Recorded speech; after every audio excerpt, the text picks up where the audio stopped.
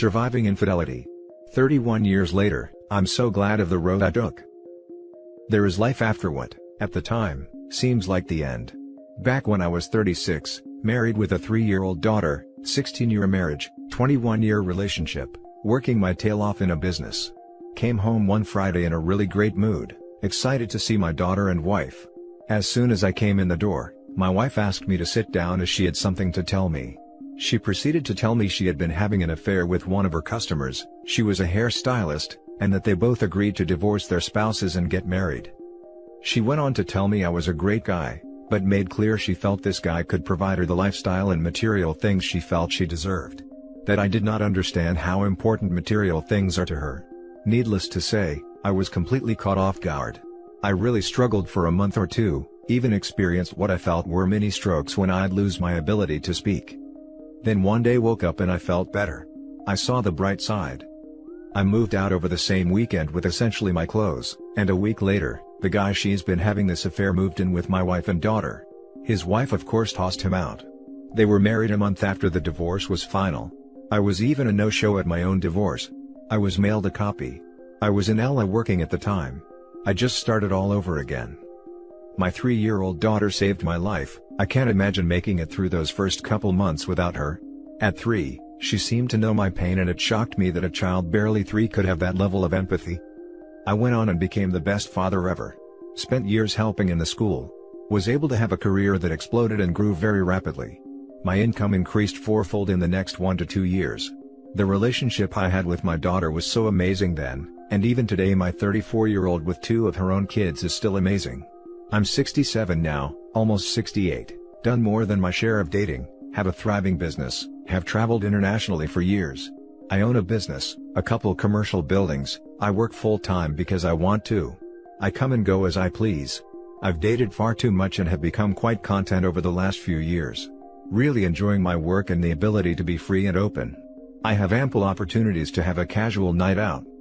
I can't imagine the life I would have had and what I would have missed out on had not my wife left me when she did. I became a better father, more successful and more confident. I lost one thing and gained so much more.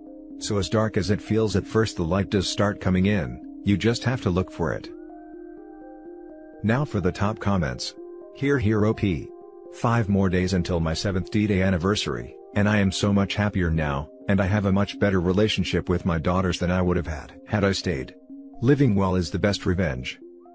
How do you do it? I'm 2 years removed from D-Day and not yet financially where I was prior.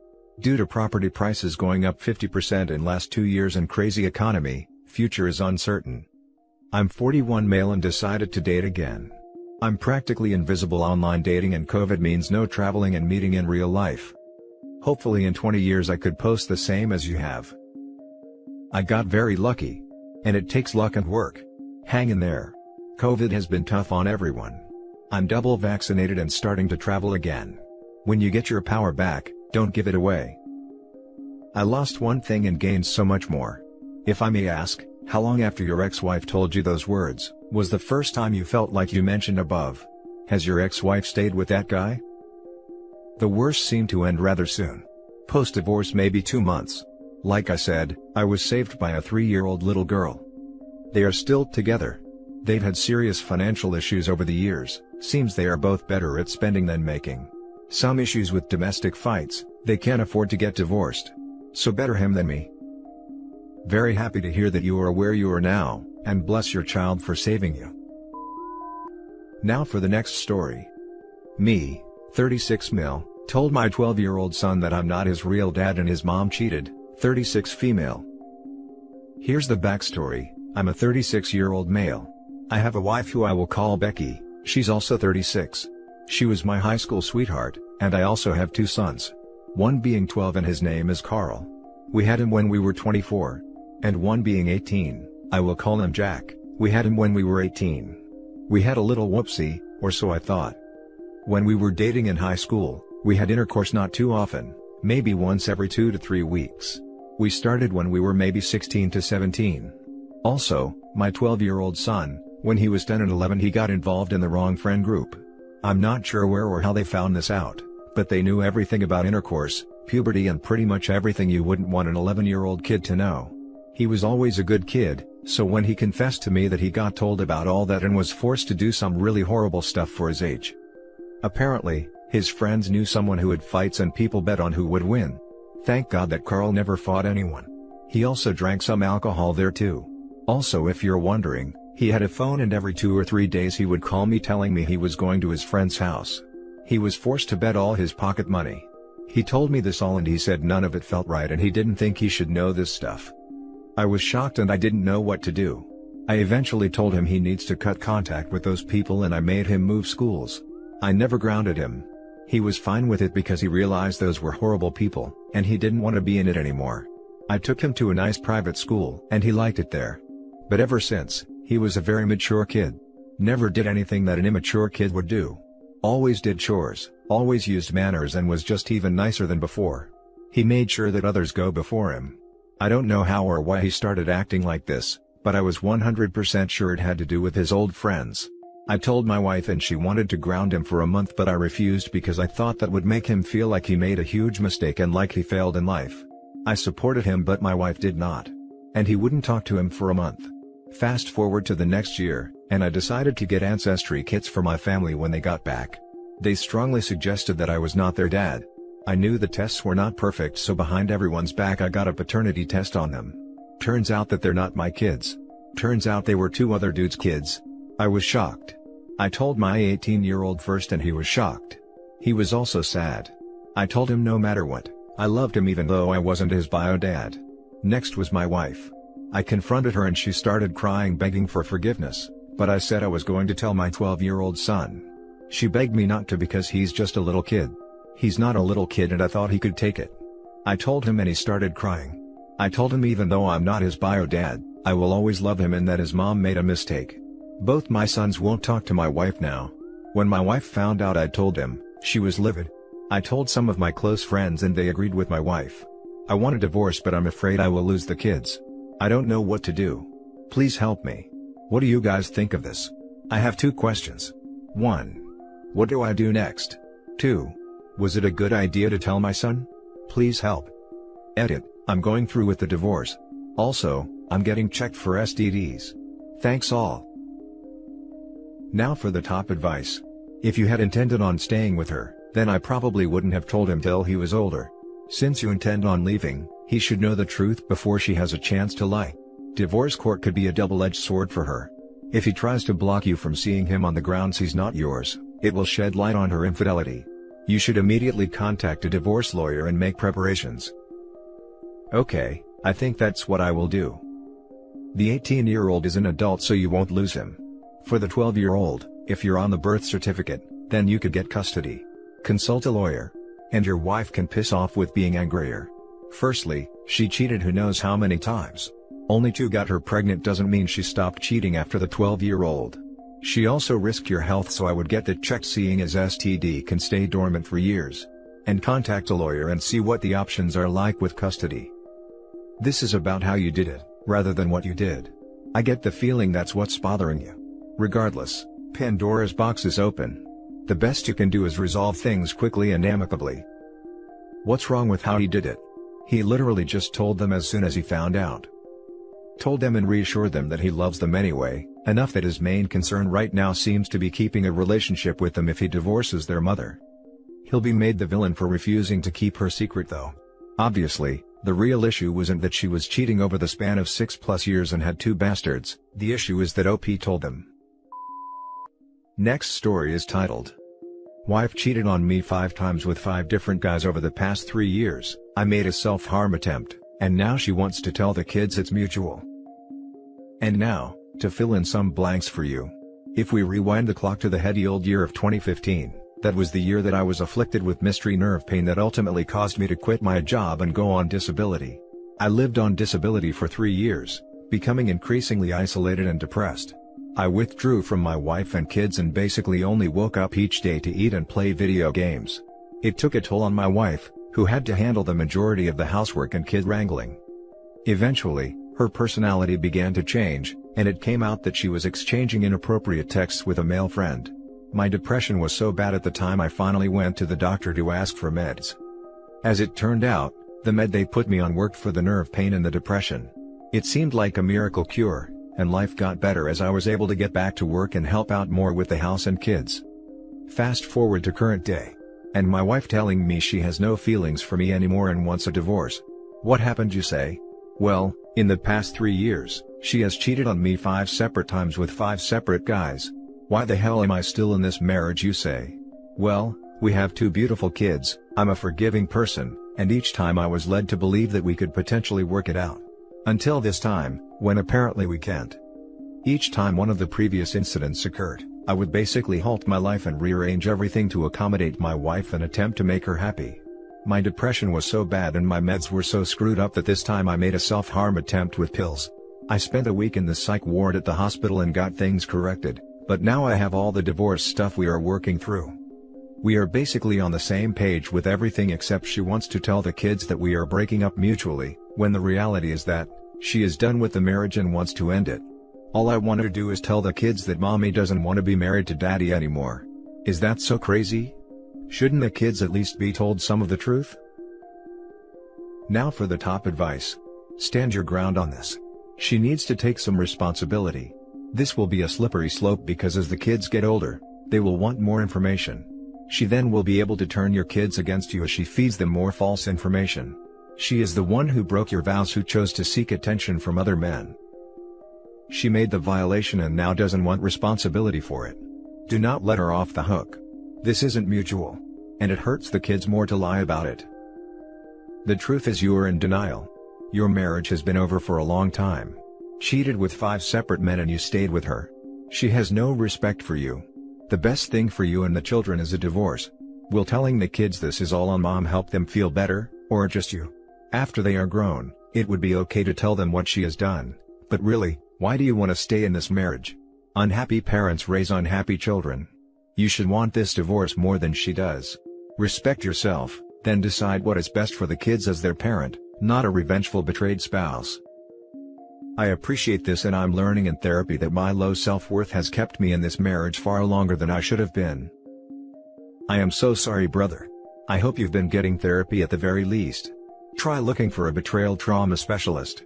Check your inbox, I'm sending some resources. How old are the kids? She might twist it into parental alienation if you're too straightforward. If they're young, I think something along the lines of, mommy broke a super important promise she was supposed to keep with daddy, and mommy and daddy can't stay together anymore because of it. We both love you very much, and it'll just be 2 happy homes instead of 1 from now on. Should be fine. Yes, I'm finally getting some much needed therapy to talk things out. Since there was always the hope of reconciliation, I have kept most of this stuff bottled up over these last few years. Now for the last story. 2 cheating ex-wives. Now I can't get motivated. The short versions.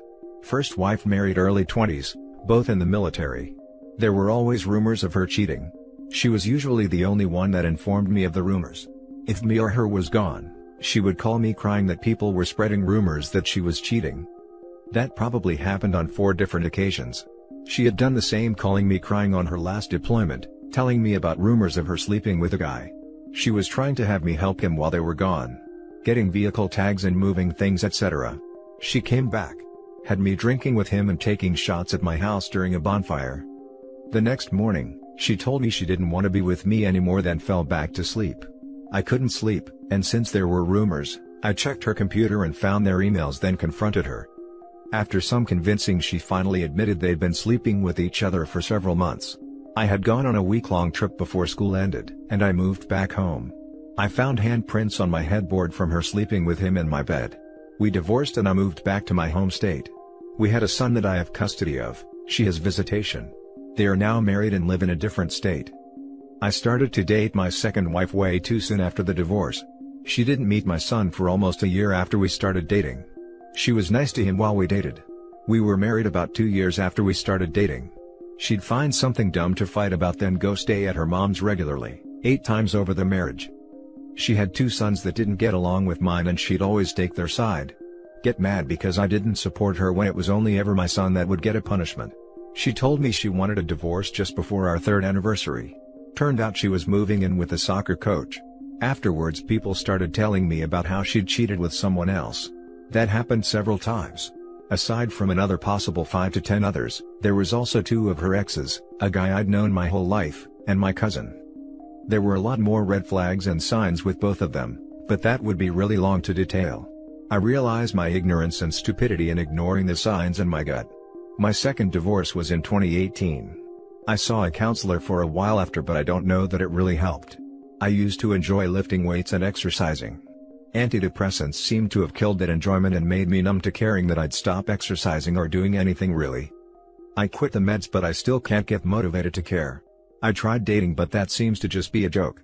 I see red flags everywhere now. I can't seem to trust anyone anymore. I don't really have any friends.